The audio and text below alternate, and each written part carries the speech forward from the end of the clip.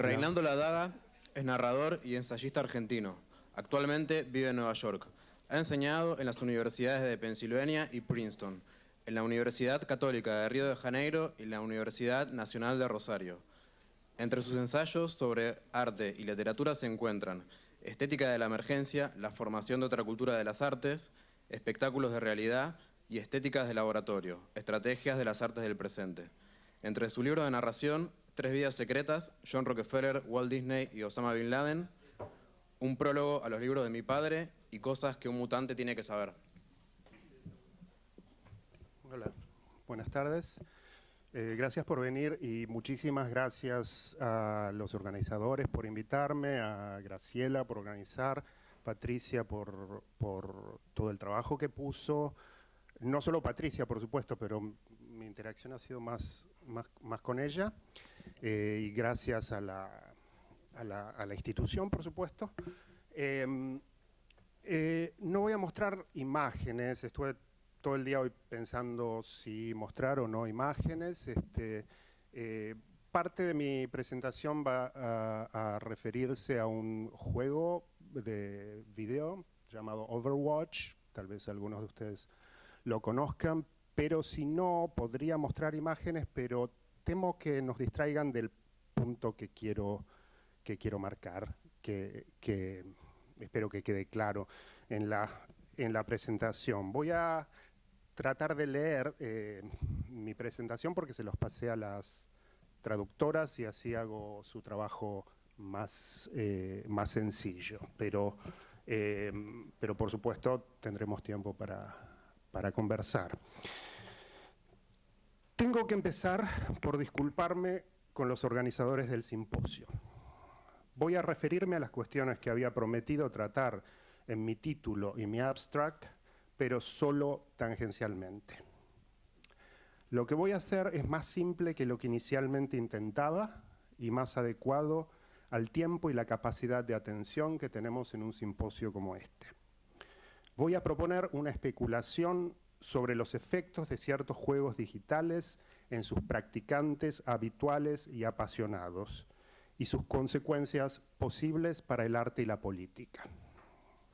Insisto, esta es una especulación. Mis dudas exceden con mucho a mis certezas, de modo que valga esta ponencia simplemente como una solicitud de discusión. Hace unos 10 años escribí un libro sobre la producción colaborativa en las artes. La intención del libro, cuyo título es Estética de la Emergencia, era proponer una interpretación de un hecho que me parecía sintomático y hasta cierto punto sorprendente: la proliferación de formas de producción colaborativa de un tipo nuevo. ¿Nuevo en relación a qué? A las estrategias más comunes de las vanguardias clásicas, a las formas de participación más características de las neovanguardias y también a las estrategias asociadas por entonces con la estética relacional. Mi análisis se centraba en una serie de proyectos donde se establecían plataformas para que números grandes de artistas y no artistas colaboraran de maneras diversas y con diferentes niveles de intensidad durante periodos extensos en la realización al mismo tiempo de sistemas sociales y de narraciones, películas, exposiciones, libros. No me interesaban tanto los trabajos de productores que en los contextos clásicos de las artes les proponían a los miembros de sus públicos que realizaran actos de participación momentáneos y usualmente superficiales, sino los casos más raros de los que promovían la constitución de formas artificiales de vida social capaces de promover compromisos más intensos y persistentes. Los primeros se comportaban un poco como el político que le pide a los ciudadanos que le concedan su voto. Los otros, los que más me interesaban, se parecían más a los que les solicitan a potenciales militantes que participen en una campaña. El primer acto, el del voto, es rara vez transformativo.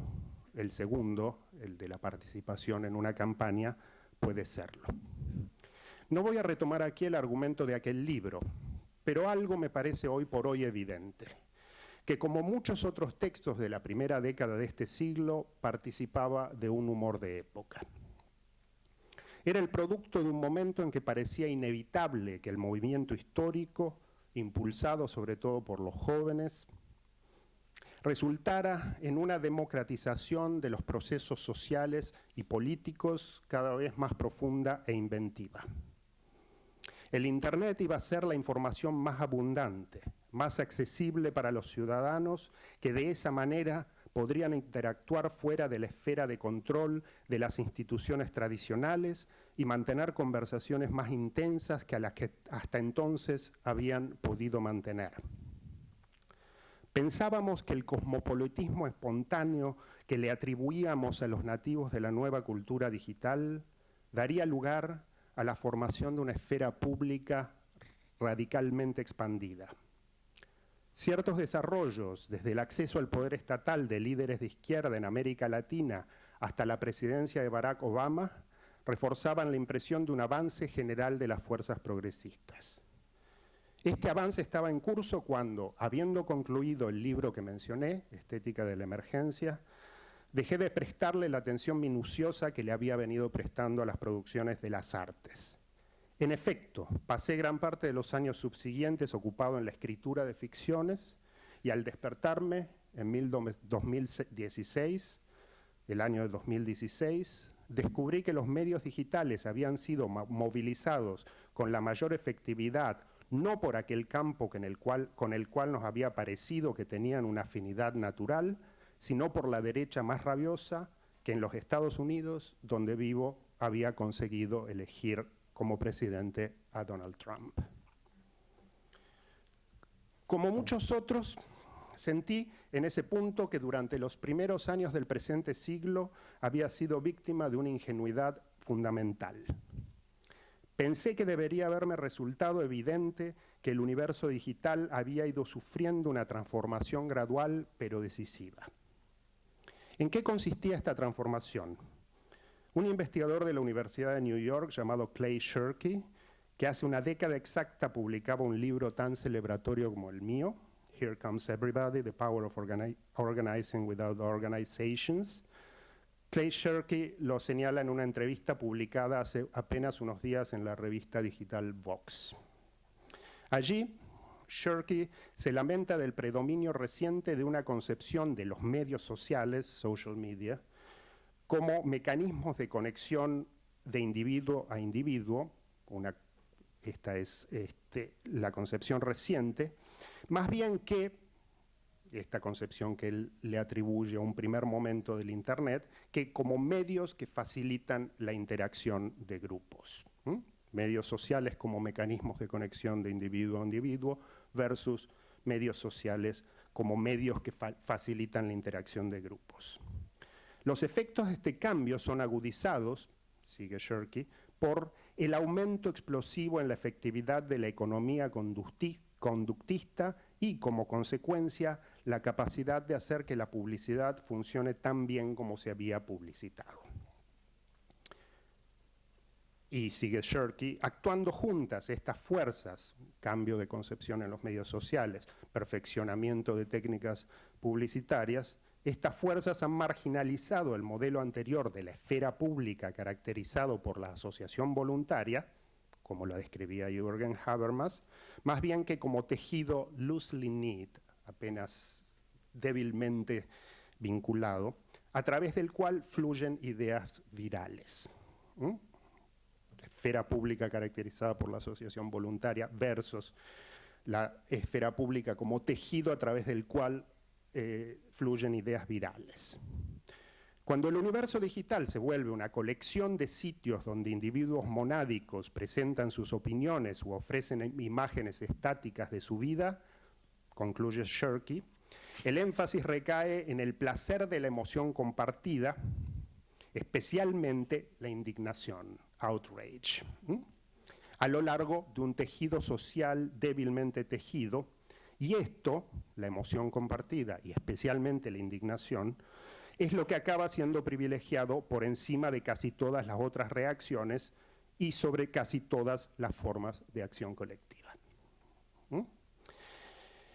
Si se agrega a esto la eficacia de técnicas de publicidad que de manera predecible y confiable induce una serie prescrita de reacciones emocionales en una audiencia estrechamente definida, lo que tenemos es el presente, ¿no? Esta es la transición que Shirky define. Es difícil no estar de acuerdo con este diagnóstico.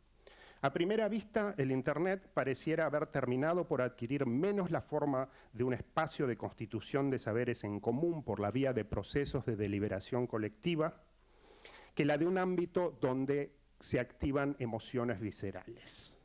Esperábamos que la tecnología facilitara modos de racionalidad más compleja, pero no tenemos otro remedio que reconocer su capacidad de reducir al individuo a un sistema de reacciones y reflejos.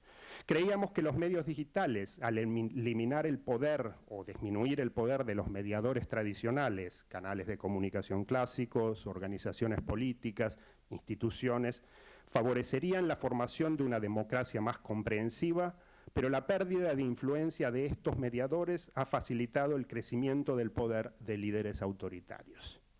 Como lo dicen los autores de un libro reciente, cito, hay una sensación creciente de que lejos de vivir en el paraíso abierto y orgánico que los pioneros del Internet imaginaron, vivimos en un mundo de granjas de participación, participation farms, donde un pequeño número de grandes plataformas han cercado las actividades cotidianas de billones que cosechan para su propio beneficio. Y nuestra ansiedad aumenta al comprobar que esto pasa precisamente en el momento en que la especie se confronta con sus desafíos más graves, desde la crisis ecológica hasta el desarrollo de variedades de inteligencia artificial. Por eso nos da la tentación de coincidir con el filósofo Thomas Metzinger cuando escribe que, entendida como un desafío intelectual para la humanidad, la amenaza creciente que surge del global warming parece exceder claramente las habilidades cognitivas y emocionales de nuestra especie. Esta es la primera crisis verdaderamente global, experimentada por todos los seres humanos al mismo tiempo en un mismo espacio mediático, y a medida que veamos cómo se despliega, también modificará nuestra imagen de nosotros mismos. La humanidad, la concepción que la humanidad tiene de sí misma en su conjunto. Mi predicción es que en las próximas décadas, sigue Metzinger, nos veremos cada vez más como seres que fracasan. Nos veremos como seres que colectivamente actúan tercamente contra lo que saben, que incluso bajo gran presión temporal son incapaces, por razones psicológicas, de actuar en conjunto y de manera eficiente y para poner en acto la necesaria formación de voluntad política.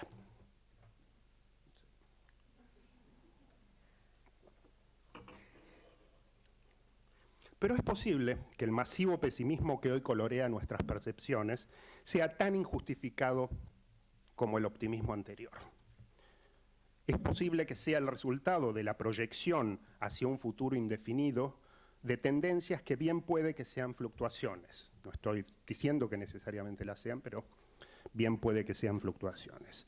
Un teorema que me ha parecido siempre útil es el de que una tecnología, no importa cuán insidiosa sea su penetración en nuestra vida y cuánto control sobre ella ejerzan actores estatales o comerciales, compañías o gobiernos, cualquier tecnología tiende a posibilitar comportamientos y saberes que aquellos actores, y nosotros, intelectuales o analistas, no hubieran podido predecir.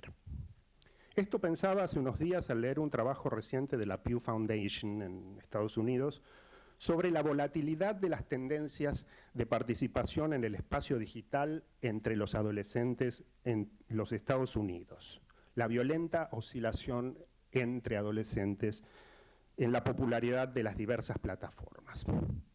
El asunto me pareció particularmente importante porque es precisamente en el curso de la adolescencia que se forman disposiciones de producción y consumo, estrategias de interacción y preferencias estéticas que tendemos a mantener en el curso posterior de nuestras vidas. Fue por entonces que aquellos de nosotros que nos formamos en la cultura del libro, el disco, la película o la exposición, el teléfono e incluso las cartas, hicimos nuestras experiencias más intensas y descubrimos el poder de los objetos del arte como inductores de placer y vehículos de saber, pero también posesiones prestigiosas, talismanes mágicos instrumentos de seducción, ocasiones de socialización y fuentes de autoridad. Esa misma posición es la que ocupan para muchos de los adolescentes en cuestión los juegos digitales online. Este último caso me interesa personalmente por una razón.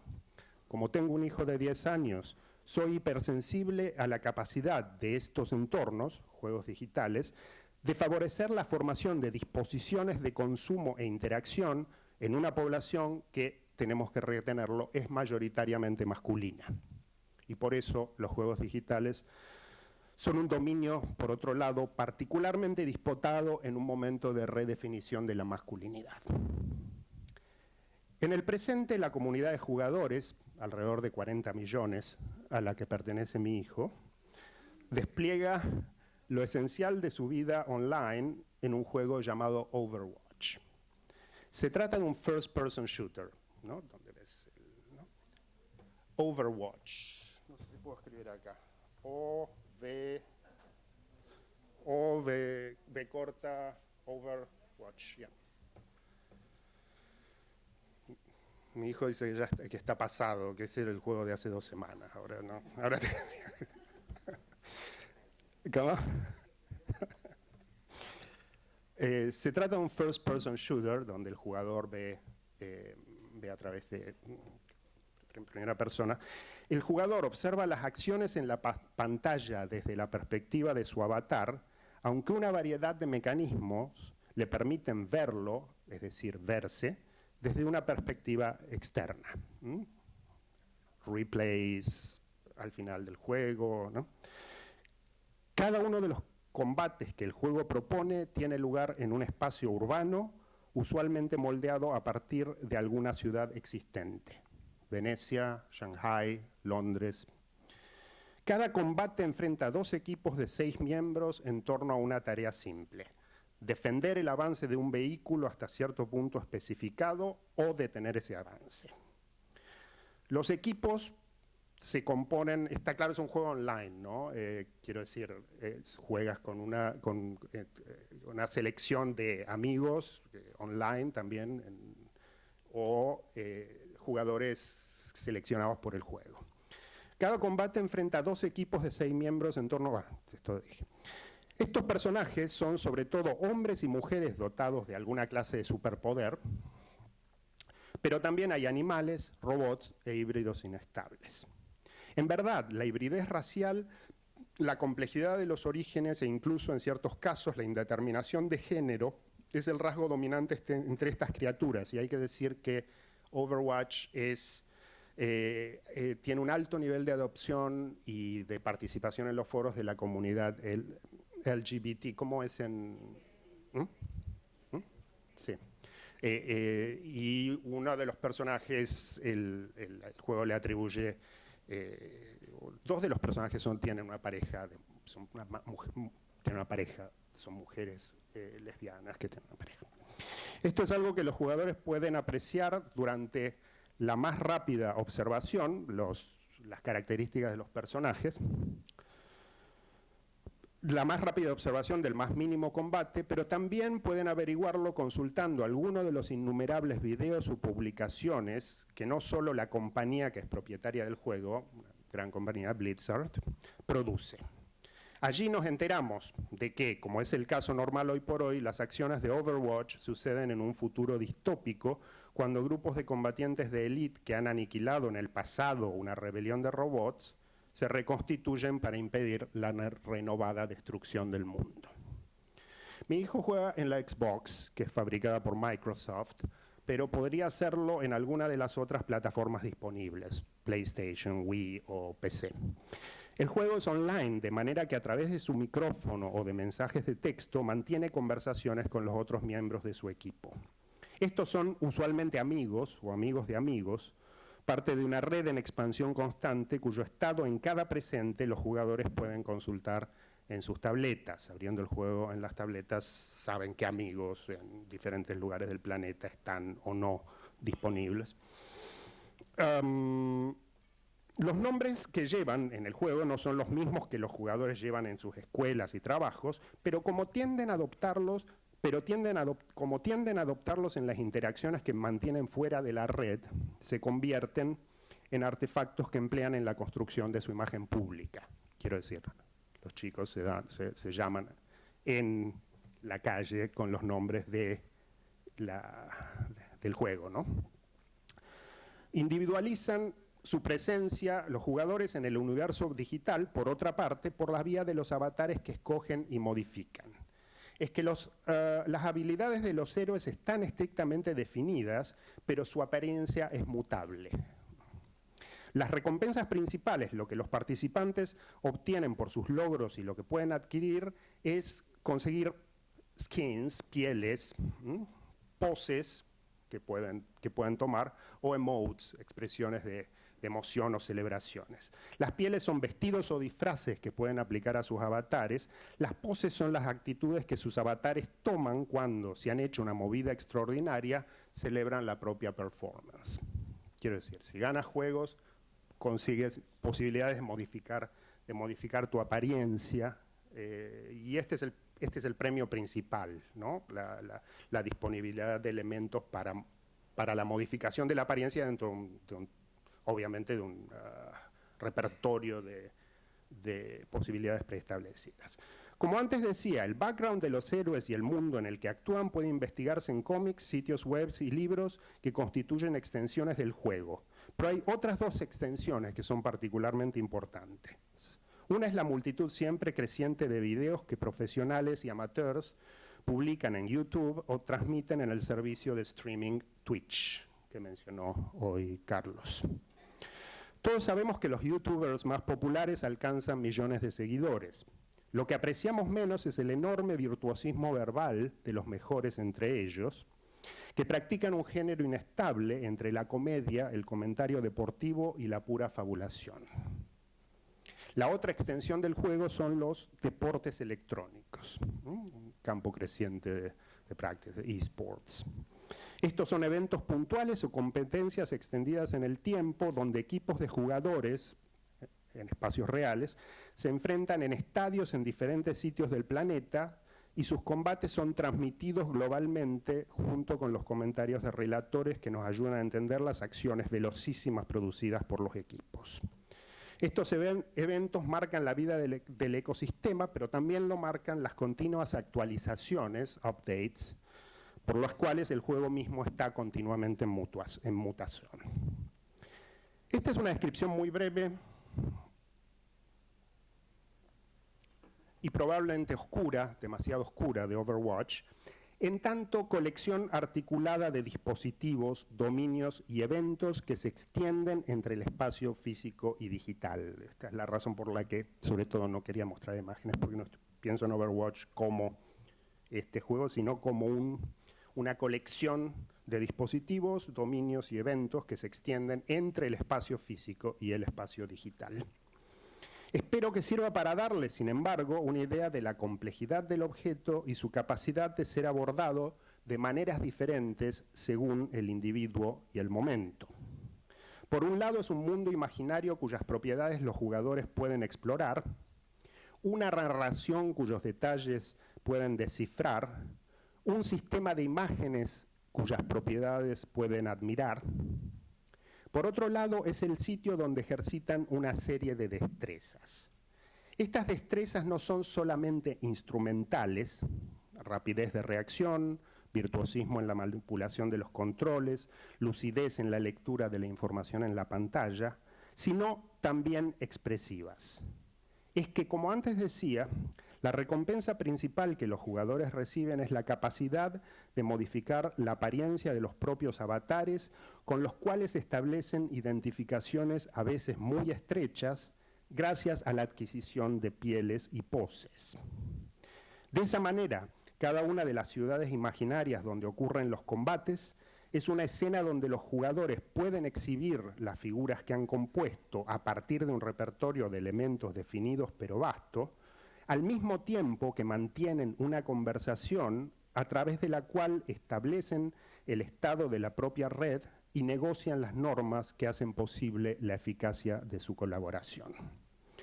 Estas comunicaciones y exhibiciones, por supuesto, incorporan continuas referencias al ecosistema más extenso del que participan, los dominios de YouTube y los torneos de deportes electrónicos, pero también el universo limítrofe con el de los juegos del hip hop. Y paso a concluir rápidamente. Para un jugador habitual y apasionado, especialmente en la adolescencia, las disposiciones que el juego requiere son determinantes en la constitución de su perfil subjetivo, pero también en la adquisición de modelos para abordar el mundo más allá de la pantalla. La experiencia repetida es una oportunidad para la composición de un repertorio de gestos y acciones que en sus diversas variaciones movilizan también en el espacio físico.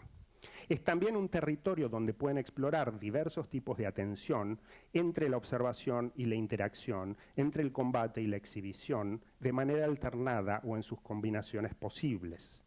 Y es por fin un sitio donde se forman expectativas respecto a las propiedades deseables de los productos culturales.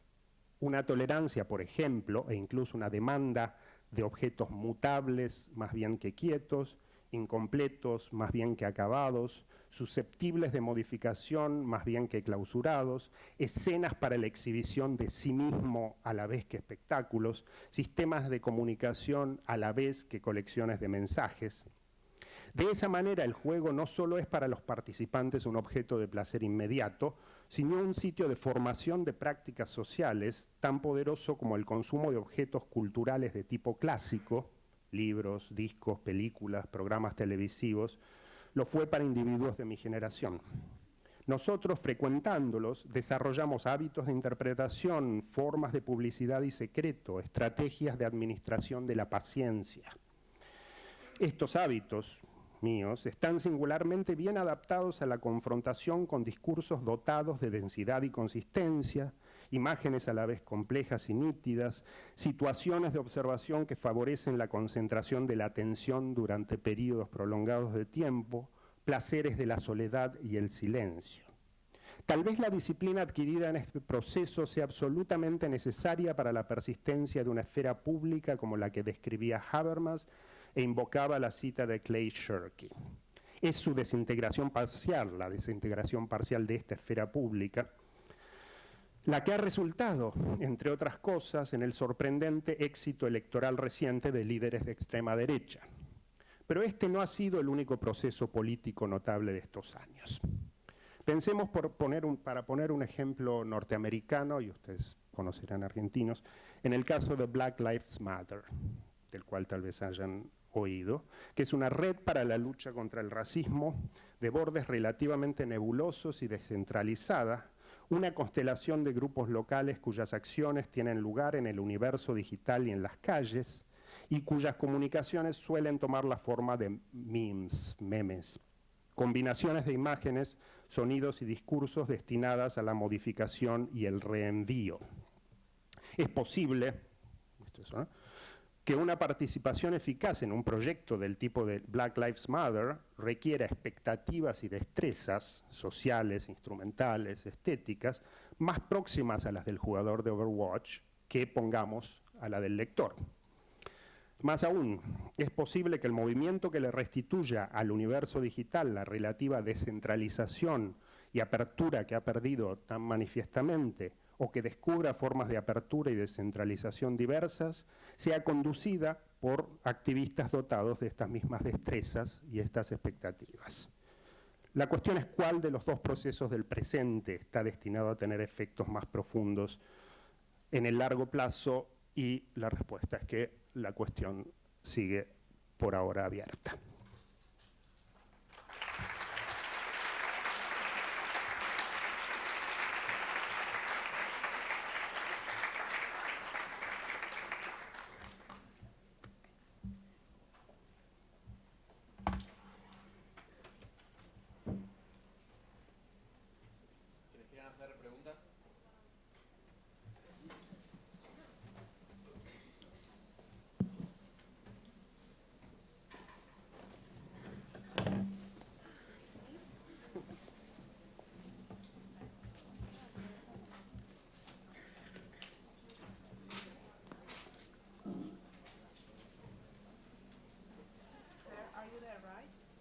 Yes, I am. Can you hear me?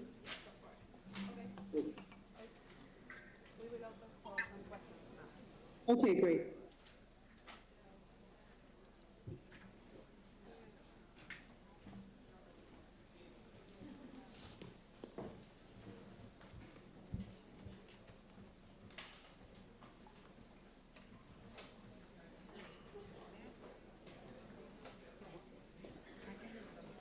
Bye.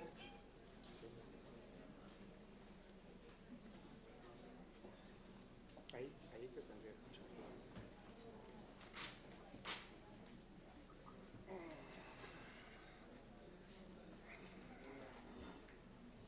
¿Alguna pregunta para Reinaldo o para Claire? Somebody has a question?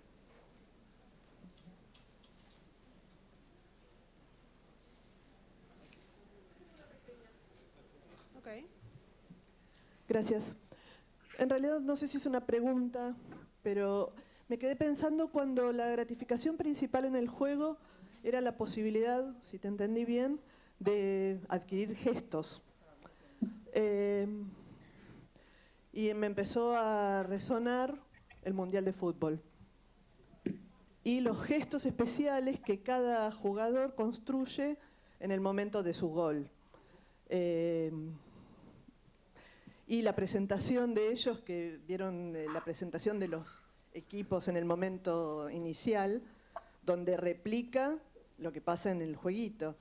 Me quedé pensando en eso, en la posibilidad de un gesto como gratificación, cuando en realidad el gesto no tendría que partir de afuera, ¿no? Desde nuestra mentalidad del libro o de la película, como decías.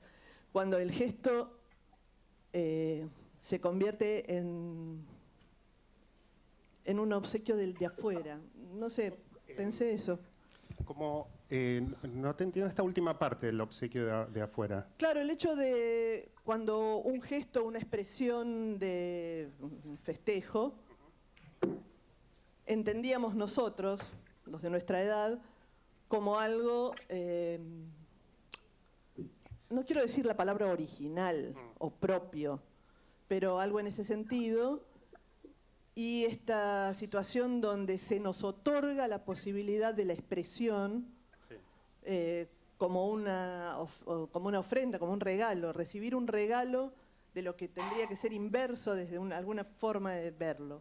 Sí, es posible, hay que decir, es muy bueno que menciones el caso del Mundial. ¿Se escucha?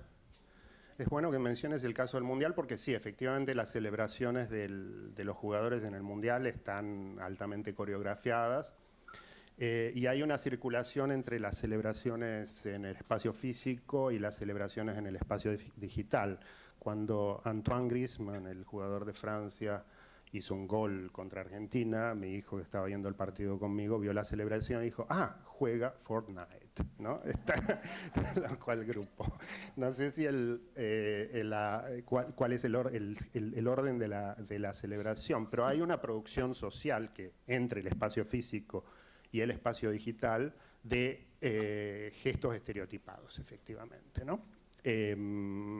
Más o menos complejos, algunos más complejos, otros menos, en otros casos menos complejos, ¿no?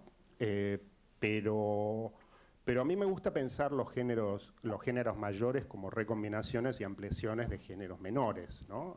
Quiero decir, la novela como recombinación y ampliación de las historias que contamos en conversaciones, ¿no? Digo, ninguna obra de arte se produce